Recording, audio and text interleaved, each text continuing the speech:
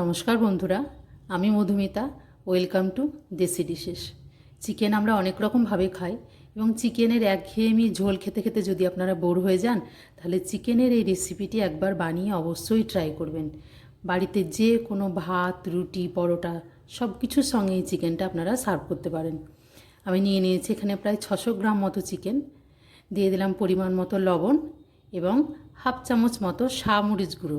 মরিচ গুঁড়ো না থাকলে আপনারা কালো গোলমরিচ গুঁড়োও দিতে পারেন। খুব এক টুকরো লেবুর রস চিপে আমি এখানে দিয়ে দিয়েছি। আপনারা যদি টকের পরিমাণটা একটু বেশি খান তাহলে কিন্তু লেবুর রসটা আর একটু বেশি দিতে পারেন।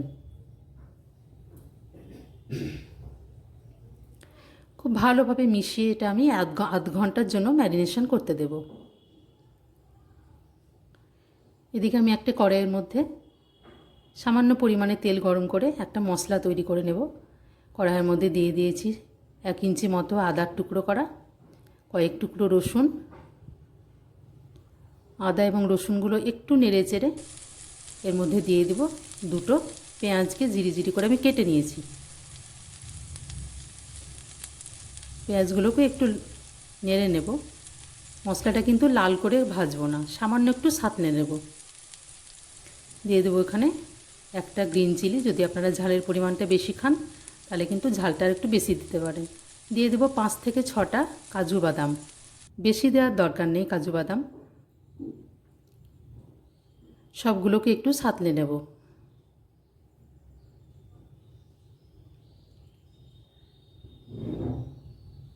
1 থেকে 2 মিনিট মতো ভাজলে এটা হয়ে যাবে।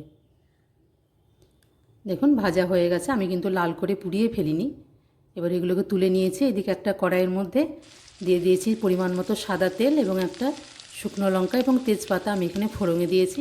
তারপরে চিকেনটা দিয়ে ভালো করে নেড়ে একটু ভেজে নেব। এখানে আমি কোনো রকম হলুদ ব্যবহার করব না, কারণ চিকেনের গ্রেভিটা হবে সাদা।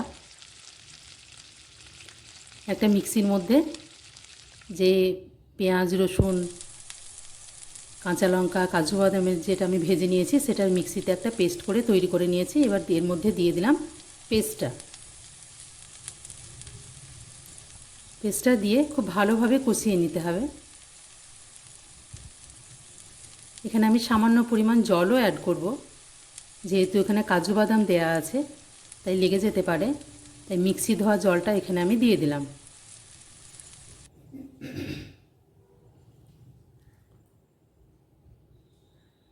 খুব ভালোভাবে মিশিয়ে নিয়ে এটাকে আমি 1 থেকে 2 মিনিট মতো একটু ঢাকা দিয়ে দেব।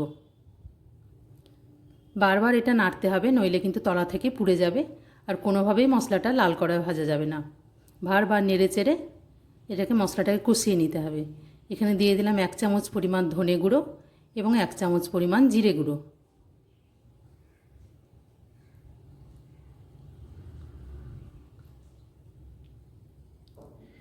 ভালোভাবে মিশিয়ে মশলাটা কষিয়ে নিতে হবে।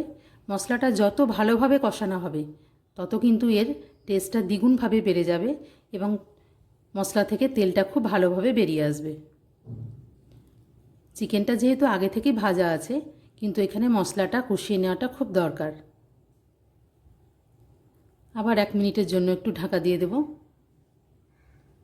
দেখুন অনেকটাই চিকেন থেকে তেল ছেড়ে গেছে, মানে মশলাটা অনেকটাই কষানো হয়ে গেছে।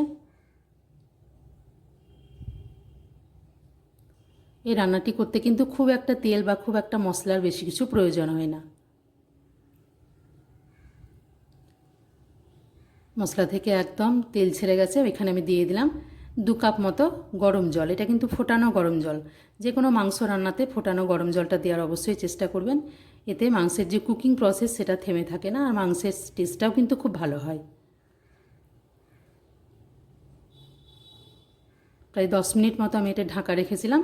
ঢাকা দেওয়ার পর দেখুন জলটা অনেকটা শুকিয়ে গেছে। এটা কিন্তু খুব একটা গ্রেভি হবে না। নামাবার আগে দিয়ে দিলাম একটু গরম মশলা গুঁড়ো। এটা বা রুটি, পরোটা, পোলাও সব কিছুর সঙ্গে আপনারা পরিবেশন করতে পারেন। ওপর থেকে দিয়ে দেবো গার্নিশিংয়ের জন্য একটু কাঁচা লঙ্কা। আমার রান্নাটি ভালো লাগলে চ্যানেলটিকে সাবস্ক্রাইব করবেন, লাইক, শেয়ার, কমেন্ট করবেন এবং বেল বাটনটি প্রেস করে আমার পাশে থাকবেন। এটা একদম রেডি টু সার্ভ। যে কোনো দিনে, যে কোনো অনুষ্ঠানে, বাড়িতে কোনো গেস্ট আসলে এটা কিন্তু একবার বানিয়ে অবশ্যই দেখবেন এবং আমাকে কমেন্ট বক্সে জানাবেন যে রান্নাটা কেমন হয়েছে। ধন্যবাদ।